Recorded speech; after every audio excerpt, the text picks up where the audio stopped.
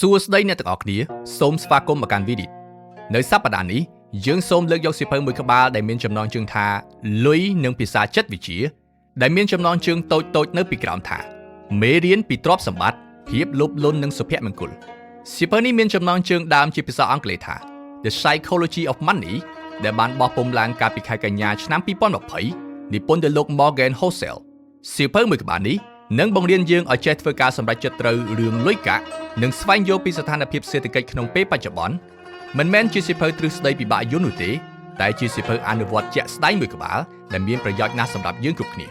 សៀវភៅហិរញ្ញវត្ថុនិងវិនិយោគភាគច្រើនបង្រៀនយើងពីរូបមន្តគោលការណ៍និងសន្ទុះមួយចំនួនដែលជំនួយដល់ការសម្រេចចិត្តរបស់យើងទៅលើការវិនិយោគតែអ្នកនិពន្ធយល់ថារូបមន្តទាំងអស់នេះសុទ្ធតែជារូបមន្តងាប់ប៉ុណ្ណោះអ្នកដឹងគេដឹងគ្រប់គ្នាសុទ្ធតែដឹងអ្វីដែលសំខាន់គឺចិត្តមនុស្សទៅវិញទេវាប្រៀបដូចជាសៀវភៅណែនាំពីលិតបើកបរយន្តហោះអញ្ចឹងដែរអ្នករៀនទ្រឹស្ដីបើកបរគូសត្រូវរបស់អ្នកក៏រៀនទ្រឹស្ដីបើកបរដូចអ្នកដែរតែអ្វីដែលធ្វើឲ្យអ្នកអាចឈ្នះគូសត្រូវបានគឺភាពក្លាហាននិងការសម្រេចចិត្តរបស់អ្នក Housel ចូលចិត្តពាក្យមួយម៉ាត់របស់អ្នកនិពន្ធជនជាតិបារាំង Voltaire ដែលបានលើកឡើងថាប្រវត្តិសាស្ត្រមិនដែលកាត់ឡើងច្រំដែរទេមនុស្សទេដែលធ្វើរឿងខុសដដែលពាក្យមួយម៉ាត់នេះបើយកទៅប្រើក្នុងវិស័យហិរញ្ញវត្ថុជាពិសេសការវិនិយោគពិតជាត្រូវខ្លាំងណាស់ដូច្នេះអ្នកនិពន្ធចូលចិត្តរកកំហុសឆ្គងនិងការសម្រេចចិត្តខុសរបស់មនុស្សពីមុនហើយរៀនសូត្រពីគេយកធ្វើជាមេរៀនចែករំលែកដល់អ្នកទាំងអស់គ្នាតទៅនេះយើងមកចែករំលែកខ្លឹមសារសំខាន់3យ៉ាងដែលអ្នកនិពន្ធចង់លើកឡើងនៅក្នុងសៀវភៅនេះទី1ចង់បានសមហេតុផលប្រសើរជាងការសម្រេចចិត្តដាច់អហង្ការទី2បើចង់រស់រានមានជីវិតរយៈពេលវែងត្រូវចេះទុកចន្លោះសុវត្ថិភាពឲ្យបានគ្រប់គ្រាន់និងទី3ការបែងចែកទ្រព្យសម្បត្តិលុយកាក់របស់មនុស្សម្នាក់គឺបានមកពីបទពិសោធន៍ដែលគាត់ធ្លាប់បានឆ្លងកាត់ដំបូងយើងមកនិយាយពីមនុស្សម្នាក់ដែលជាម្ចាស់ពានរង្វាន់ Nobel សេដ្ឋកិច្ចពិភពលោកកាលពីឆ្នាំ1990ដែលមានឈ្មោះថា Harry Mack អ្នកដែលចាប់អារម្មណ៍នឹងវិស័យសេដ្ឋកិច្ចនិងហិរញ្ញវត្ថុប្រកាសជាធ្លាប់ឮឈ្មោះម្នាក់នេះគាត់បានបង្កើតទ្រឹស្ដីមួយនៅក្នុងវិស័យហិរញ្ញវត្ថុដែលគាត់ឲ្យឈ្មោះថា The Big Bang Theory យើងគ្រប់គ្នាសុទ្ធតែដឹងថាការវិនិយោគគឺពោរពេញដោយហានិភ័យតែហានិភ័យទាំងនោះគេវាស់វែងយ៉ាងម៉េចទៅគ្មានអ្នកណាអាចថ្លឹងថ្លែងបានទេតែ Harry Mack នេះហើយជាអ្នកបង្កើតឯកតាវាស់វែងហានិភ័យដែលអាចឲ្យយើងធ្វើការកណនាបានទ្រឹស្ដីរបស់គាត់អាចឲ្យយើងរកឃើញនៅវិធីសាស្ត្រមួយដែលអាចឲ្យមានហានិភ័យទាបបំផុតនិងផលចំណេញខ្ពស់បំផុតដែលអាចឲ្យយើងអនុវត្តបានទាំងក្នុងការវិនិយោគលើផ្សារហ៊ុនមូលបត្របំណុលផលិតផលឬការជួញដូររូបិយវត្ថុអន្តរជាតិជាដើមបើសិនជាទ្រឹស្ដីរបស់ Harry Mack ពិតជាមានប្រយោជន៍មែនតើគាត់ខ្លួនឯងបានអនុវត្តទ្រឹស្ដីនេះហើយឬនៅហើយលទ្ធផលទៅជាយ៉ាងណាដែរជាក់ស្ដែងពិតជាមានមនុស្សសួរបែបនេះទៅកាន់ Harry Mack ចម្លើយរបស់ Harry គឺថាខ្ញុំទិញមូលបត្របំណុលពាក់កណ្ដាលនិងទិញភាគហ៊ុនពាក់កណ្ដាលត្រង់ចំណុចនេះយើងឆ្លៀតពេលមកធ្វើការបកស្រាយបន្តិចថាអ្វីទៅជាភាគហ៊ុនអ្វីទៅជាមូលបត្របំណុលឧទាហរណ៍ថាខ្ញុំបង្កើតក្រុមហ៊ុនមួយខ្ញុំចង់ពង្រីកអាជីវកម្មរបស់ខ្ញុំប៉ុន្តែខ្ញុំខ្វះទុនខ្ញុំអាចមានវិធី2យ៉ាងដើម្បីទទួលបានទុនមកពង្រីកអាជីវកម្មរបស់ខ្ញុំវិធីទី1គឺខ្ចីប្រាក់ពីធនាគារវិធីនេះអ្នកទាំងអស់គ្នាបានដឹងហើយវិធីទី2គឺបោះផ្សាយភាគហ៊ុនក្រុមហ៊ុនរបស់ខ្ញុំលក់ទៅកាន់សាធារណជនតាមរយៈផ្សារភាគហ៊ុនដែលគេហៅថាឡើង IPO នោះឯងមនុស្សគ្រប់គ្នាអាចធ្វើការទិញលក់ភាគហ៊ុនក្រុមហ៊ុនរបស់ខ្ញុំនៅក្នុងផ្សារភាគហ៊ុនបានភាគហ៊ុនក្រុមហ៊ុនរបស់ខ្ញុំនេះគេហៅថា stock ការទិញលក់ភាគហ៊ុនបែបនេះមានហានិភ័យខ្ពស់តែបើចំណេញក៏ចំណេញច្រើនដែរចុះមូលបត្របំណុលវិញភាសាអង់គ្លេសគេហៅថា bond វាមិនខុសគ្នាពី stock ប៉ុន្មានទេគ្រាន់តែអ្នកដែលបោះផ្សាយមូលបត្របំណុលលក់នេះមិនមែនជាក្រុមហ៊ុនឯកជនទេតែអាចជារដ្ឋាភិបាលរបស់ប្រទេសមួយឧទាហរណ៍ថាកម្ពុជាត្រូវការកម្ចីបរទេស$1000 លានដើម្បីអភិវឌ្ឍប្រទេសរបស់ខ្លួនកម្ពុជាក៏អាចបោះផ្សាយមូលបត្របំណុលលក់ទៅកាន់ប្រជាពលរដ្ឋរបស់ខ្លួនជាមួយអត្រាការប្រាក់ 5% ក្នុងមួយឆ្នាំនិយាយឲ្យស្រួលយល់អ្នកឲ្យលុយរដ្ឋាភិបាលខ្ចីដោយបានទទួលការប្រាក់ដូចធនាគារដែរការទិញមូលបត្របំណុលនេះមានហានិភ័យទាបជាងតែផលត្រឡប់ក៏មិនសូវបានខ្ពស់ប៉ុន្មានដែរចុះសម្ដីរបស់ Harry ដែលនិយាយថាបើអ្នកមានលុយគួរទិញភាគហ៊ុនពាក់កណ្ដាលទិញមូលបត្របំណុលពាក់កណ្ដាលនេះមានន័យថាម៉េចទៅមិនពិបាកយល់ទេគាត់បញ្យល់ថាបើខ្ញុំយកលុយដែលខ្ញុំមានទាំងអស់ទៅទិញភាគហ៊ុននៅពេលដែលភាគហ៊ុនធ្លាក់ចុះខ្ញុំនឹងគ្មានជម្រើសអ្វីក្រៅពីលក់ចេញឬរងចាំវាឡើងថ្លៃមកវិញឡើយហើយបើសិនជាវាឡើងហើយខ្ញុំមិនបានទិញនោះខ្ញុំនឹងមិនសំណុកចិត្តដែរដូច្នេះគោលការណ៍នៅក្នុងការវិនិយោគរបស់ខ្ញុំគឺធ្វើយ៉ាងណាឲ្យខ្លួនឯងស្ដាយក្រោយតិចបំផុតត្រឡប់មកកាន់សារដំបូងដែលអ្នកនិពន្ធចង់បញ្ជូនប្រាប់យើងចង់បានសមហេតុផលមានន័យថាម៉េចទៅគឺជាការសម្រេចចិត្តមួយដែលសមស្រប ធ្វើឲ្យអ្នកគេងលក់ស្រួលមិនលោភលន់ហើយក៏មិនស្ដាយក្រោយដែរពាក្យនេះស្រួលនិយាយតែអ្នកលេងហ៊ុនភាគច្រើនធ្វើមិនបានទេព្រោះភាពលោភលន់គឺជាធម្មជាតិរបស់មនុស្សទេវតាហ៊ុន Warren Buffett នៅក្នុងមហាសន្និបាតម្ចាស់ភាគហ៊ុនប្រចាំឆ្នាំរបស់ក្រុមហ៊ុន Berkshire Hathaway ក៏បាននិយាយទៅកាន់អ្នកវិនិយោគគ្រប់គ្នាដែរថាទោះបីជាឲ្យខ្ញុំនៅការសម្រេចចិត្តចុងក្រោយមួយដ៏សំខាន់ខ្ញុំក៏មិនយកលាភសក្ការៈហួសហេតុទៅដោះដូរជាមួយនឹងដំណេកដ៏ស្កប់ស្កល់របស់ខ្ញុំដែរដូច្នេះនៅក្នុងការវិនិយោគមិនអាចលោភលន់បានទេត្រូវដឹងថាចំណេញប៉ុណ្ណាសមហេតុផលសម្រាប់ខ្លួនឯងបើអ្នកចង់បានអ្វីដែលច្រើនជាងនេះនោះអ្នកត្រូវហ៊ានប្រឈមនឹងហានិភ័យដែលខ្ពស់ជាងនេះចុះហេតុអ្វីបានជាចង់ចំណេញច្រើនមិនបានហេតុផលសាមញ្ញទេតើតែអ្នកស្គាល់អ្វីដែលហៅថាស្កប់ស្កល់ទើបអ្នកអាចតស៊ូបានយូរវាប្រៀបដូចជាការហាត់ប្រាណសម្រកទម្ងន់អញ្ចឹងដែរបើសិនជាអ្នកប្រឹងហាត់ប្រាណអត់អាហាររាល់ថ្ងៃ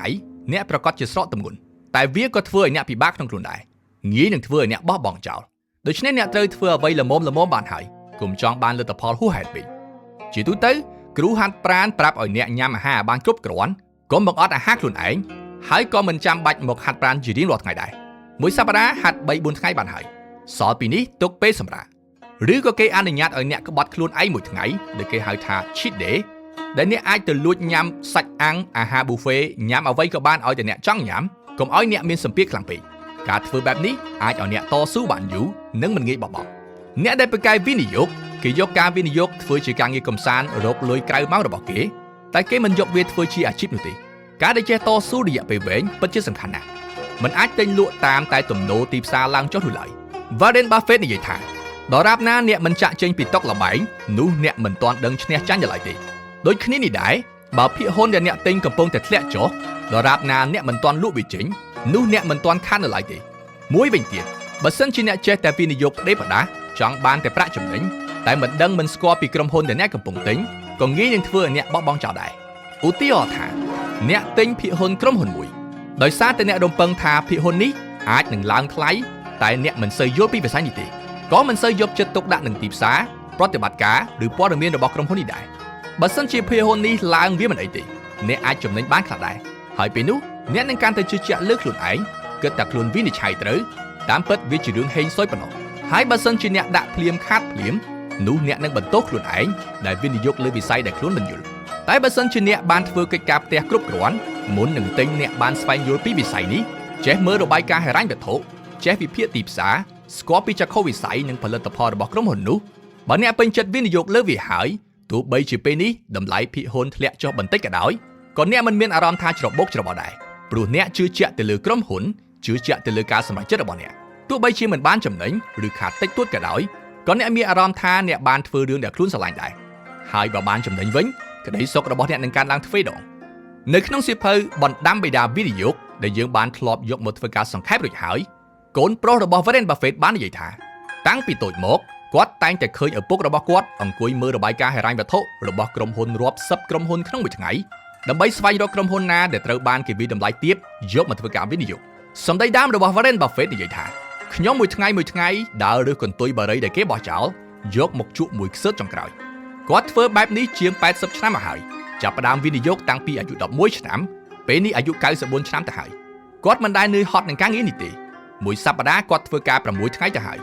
យចំពោះមនុស្សគ្រប់គ្នាការទិញលក់ភាគហ៊ុនគឺជាការងារគឺជាការរកស៊ីតែចំពោះ Warren Buffett គឺជាចំណង់ចំណូលចិត្តរបស់គាត់ដូច្នេះវាមិនចម្លែកទេដែលគេដាក់រហស្សនាមគាត់ថាទេវតាហ៊ុននៅពេលដែលគេនិយាយថាធ្វើរឿងដែលអ្នកស្រឡាញ់អ្នកប្រហែលជាគិតថាវាជាទ្រឹស្ដីជោគជ័យឬគ្រាន់តែជាពាក្យលើកទឹកចិត្តតែបើសិនជាអ្នកអាចរកឃើញនៅផ្លូវដែលអ្នកដើរហើយយកចិត្តទុកដាក់ចំពោះវានោះអ្នកប្រហែលជាអាចដើរបានឆ្ងាយជាងគេខាងលើនេះជាផ្នែកទី1ដែលចង់បង្ហាញប្រាប់យើងថាចំពោះរឿងលុយកាក់ចំពោះការវិនិយោគត្រូវតែចេះស្កប់ស្កល់ដាច់ខាតមិនត្រូវលុបលន់ឡើយដឹងថាប៉ុណ្ណាគ្រប់គ្រាន់ធ្វើឲ្យអ្នកដេកបានស្រួលនឹងតស៊ូបានវែងឆ្ងាយ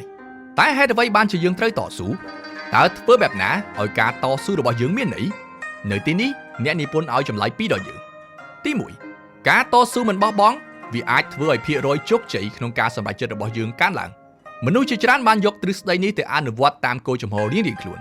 នអ្នកខ្លះសិក្សាទៅលើប្រាក់ចំណេញត្រឡប់ក្នុងរយៈពេលកំណត់ណាមួយអ្នកខ្លះសិក្សាទៅលើរយៈពេលដែលទទួលបានប្រាក់ចំណេញត្រឡប់តែទោះបីជាយ៉ាងណាក៏ដោយមានហេតុផលរួមគ្នាមួយដែលគេបានរកឃើញនោះគឺរយៈពេលវិនិយោគកាន់តែយូរផលដែលបានមកឲ្យយើងពីការវិនិយោគបានកាន់តែច្រើនជាក់ស្ដែងតាមការសិក្សាមួយបានបង្ហាញថា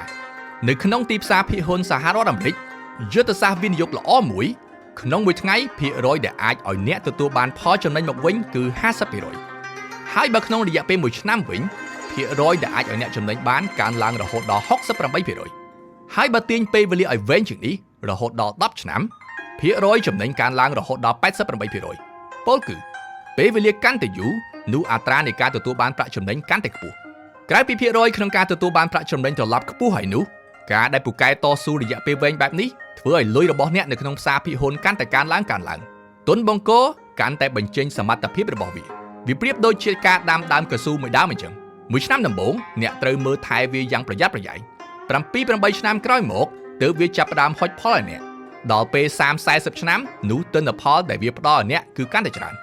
គេថាការវិនិយោគប្រៀបដូចជាការរត់ម៉ារ៉ាតុងអញ្ចឹងអ្នកដែលដល់ទីមុនគេចំណេញច្រើនជាងគេមិនប្រកាសថាជាអ្នកឈ្នះទេតែអ្នកដែលតស៊ូបានយូរជាងគេនោះប្រកាសជាអ្នកដែលទទួលបានផលនឹងធនពិតប្រាកដធ្វើអាជីវកម្មក៏ដោយបើកក្រុមហ៊ុនក៏ដោយវិនិយោគក៏ដោយមុននឹងស្រវាចាប់យកប្រាក់ចំណេញត្រូវប្រកាសសិនថាខ្លួនមានសមត្ថភាពចិញ្ចឹមខ្លួនឯងរស់ជាមួយសិនមហាសេដ្ឋី Michael Morris នាយកប្រតិបត្តិក្រុមហ៊ុនវិនិយោគ Venture Capital ដ៏ល្បីល្បាញមួយឈ្មោះថា Sequoia Capital នៅក្នុងកិច្ចសម្ភាសន៍មួយបានលើកឡើងថាអ្វីដែលអាចធ្វើឲ្យក្រុមហ៊ុនយើងបន្តដំណើរដល់សព្វថ្ងៃ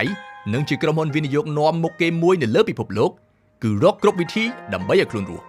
ក្រុមហ៊ុនខ្លះជោគជ័យបានតែ 5-10 ឆ្នាំប៉ុណ្ណោះតែ Sequoia Capital អាចឈរជើងបានរហូតដល់ 40 ឆ្នាំនៅតែមិនមានបញ្ហា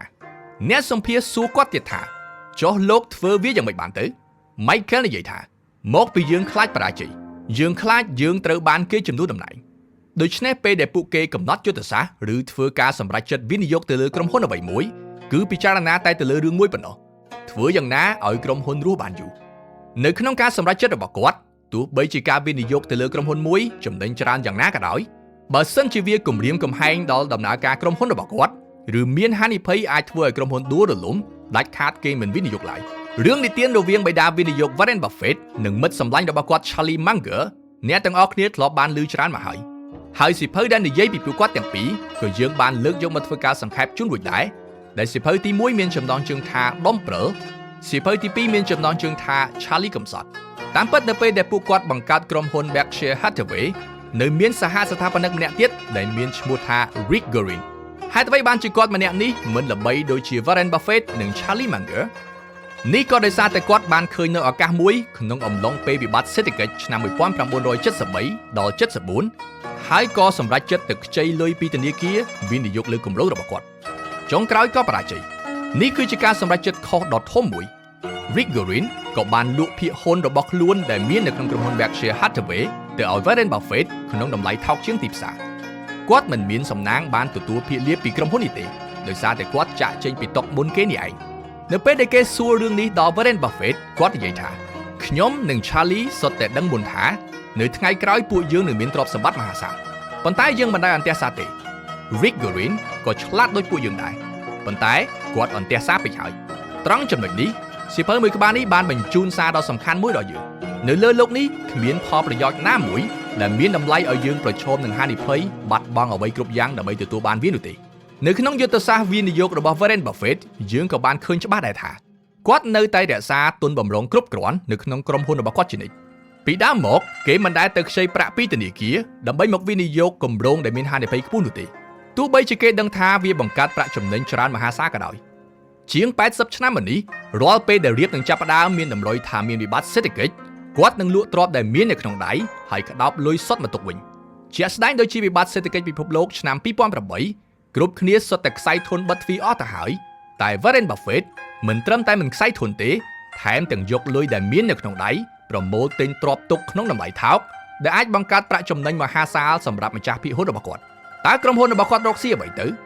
Berkshire Hathaway គឺជាក្រុមហ៊ុនវិនិយោគដែលមានតម្លៃខ្លួនជាង$1 trillion គឺ $1,000 លាន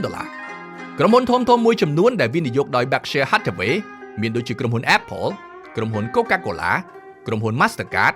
Amazon និង BYD ជាដើមអ្នកប្រកាសជាយល់ថាបើសិនជាមើលឃើញឱកាសហើយមិនហ៊ានប្រថុយឈោងចាប់តិចឱកាសហោះបាត់ទេដឹងយោបល់របស់ Warren Buffett គឺឱកាសនៅតែមានជានិច្ចឲ្យតែអ្នកមិនចាក់ចេញពីតុនោះអ្នកនឹងនៅតែមានឱកាស